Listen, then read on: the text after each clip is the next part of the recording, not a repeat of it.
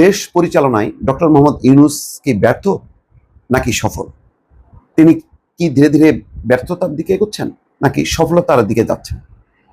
এ নিয়ে আমি দুটি মতামত বা বক্তব্য আপনাদের সামনে আনবো।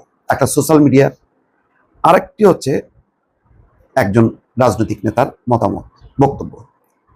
আচ্ছা, প্রথমে একজন জাকির মোল্লা, আমি তাকে চিনি না, জানি না, তার একটা পোস্ট আমি এখানে আপনাদের সামনে নিয়ে আসছি। তিনি বলছেন, অলৌকিকভাবেই হোক আর ঝড়ে বট পড়ে ফকিরের কেরামতি বাড়ে, সেই নীতিই হোক, কথাগুলো কিন্তু সত্যি। কি সত্যি? গত 6 মাসে ডক্টর মোহাম্মদ ইউনূস দ্রব্যমূল্যের লাগাম টেনে ধরেছেন। লুট হওয়া ব্যাংকগুলোকে বন্ধ না করে ধীরে ধীরে বাড়িয়ে তুলেছেন, অর্থাৎ বাঁচানোর চেষ্টা করছেন। 200 টাকার পেঁয়াজ 40 টাকা কেজি, 400 টাকার কাঁচামরিচ 50 টাকা কেজি, 100 টাকার তরকারি এখন 40-50 টাকা। টমেটো মাস 10 টাকা, আরও 20 টাকা প্রতি বছর। বড় আসলে বেতন হলে 150 থেকে 200, আর এখন বেতন 30-40 টাকা। দাম বাড়লে আমরা পোস্ট দেই, বলি আগে ভালো ছিলাম, কমলে পোস্ট দেই না। এটা মুনাফেকের কাজ। 3-0 থিওরির জন্য উনি আবার নোবেল মঞ্চে দাঁড়াবেন মনে হয়। উনি চা বিক্রেতা নন, তিনি একজন উচ্চশিক্ষিত ভদ্রলোক। ভালো কাজের প্রশংসা করাটা আমাদের দায়িত্ব ও কর্তব্য বলে আমি মনে করি। এটা হচ্ছে জাকির মোল্লার একটা পোস্ট। আচ্ছা, জাকির মোল্লা না হয় লিখলো, কিন্তু মাহমুদুর রহমান মান্না উনি তো বেশ মুক্তমনা, যেটা মনে করেন সেটা কিন্তু তিনি বলে দেন। তার একটা বক্তব্যকে কোট করেছে সমকাল। ডক্টর ইউনূস একের পর এক ম্যাজিক দেখাচ্ছেন। আচ্ছা, কেন সেই ম্যাজিক দেখাচ্ছেন? তিনি প্রেস ক্লাবের ভিআইপি লাউঞ্জে একটা কথা বলেছেন। তিনি বলছেন, ডক্টর ইউনূস খুবই নির্মোহভাবে কাজ করছেন। তিনি তার সব কাজেই ম্যাজিক দেখাচ্ছেন।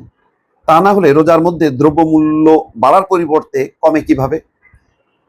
ঈদ যাত্রা এত সুন্দর হয় কি করে? রোজার মধ্যেও বিদ্যুতে এত সুন্দর ব্যবস্থাপনা হয় কিভাবে? অর্থাৎ নিরবিচ্ছিন্নভাবে বিদ্যুৎ ছিল। এই জন্য বলি, ডক্টর ইউনূসকে আমাদের সবার সহযোগিতা করা দরকার। তাহলে মাহমুদুর রহমান মান্না, নাগরিক পক্ষের সভাপতি, তিনি বলছেন ডক্টর ইউনূস একের পর এক ম্যাজিক দেখাচ্ছে।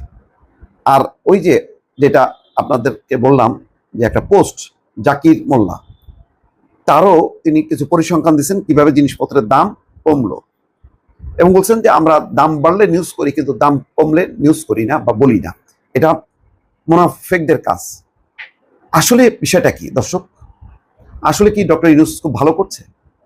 এই জন্য মানুষের ভোট নিয়ে বা নির্বাচন নিয়ে আন্দোলন করা, এগুলোতে কি মানুষের কোনো মনোযোগ নেই? মানুষের মধ্যে কি কোনো অস্বস্তি নেই? মানুষ কি মোটামুটি ভালো আছে? মানে এইভাবেই চলুক, আস্তে আস্তে সামনের দিকে যাক, নাকি সামনের দিকে যাচ্ছে নাকি পিছনের দিকে যাচ্ছে? সব মিলে আপনারা একটু মন্তব্য করতে পারেন। কেননা ইদানিং কিন্তু অনেকেই বলছেন ডক্টর ইউনূস সংকট কাটায় আস্তে আস্তে এগোচ্ছে। যে যে জায়গাগুলোতে দুর্বলতা ছিল, আইন শৃঙ্খলা, সেটা অনেকখানি গুছায় আনছে।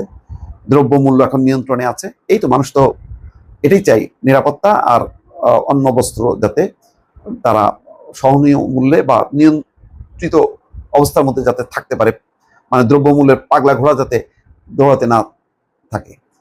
তাহলে বিষয়টা কি?